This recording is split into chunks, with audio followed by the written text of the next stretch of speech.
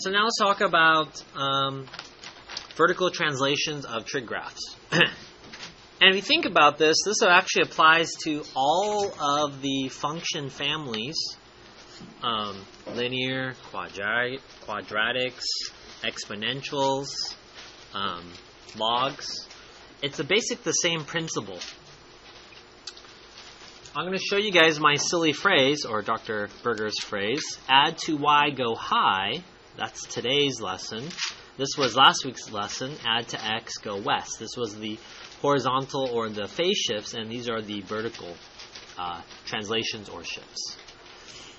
Now, in your equation, you're going to see something like this. Y equals a sine bx plus d. Now, if you see the number, no variable, I want you to move it to the front. What are you going to do, class? So that it will read y equals d plus a sine bx. You will see both variations. You might be asking, why did I ask you to move that d value or the constant to the front? It's so that we can stay consistent with, you know how I always ask you guys to work on your trig functions starting from which side, left side or the right side? And the reason why I'm asking you to go from right to left, and if you put your d value on that side, PEMDAS still works. PEMDAS still works. So if you picked, let's just say there was a c value, right?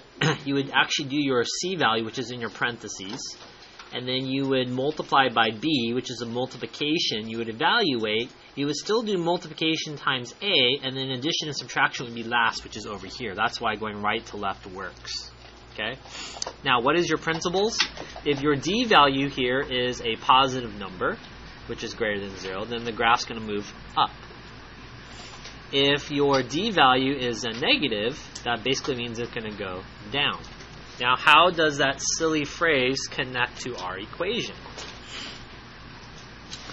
If I put my fingers over, let's just say that says plus 6. That's the adding to y. Adding to y. Go high.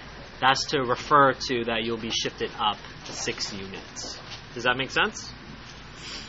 So that is our introduction to vertical translation of trig graphs.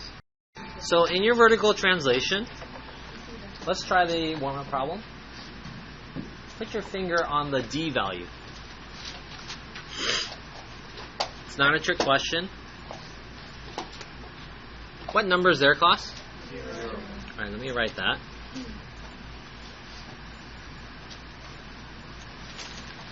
What I wanted to show on the last problem is your d value is this line right here. And that's called your midline. Everyone say midline? It's used for your amplitude, right? Your max to the midline, or the minimum to the midline is your amplitude, right? But it helps you figure out this midline, because eventually what's going to happen is this purple line is going to move either up or down. And this can kind of help you center your graph.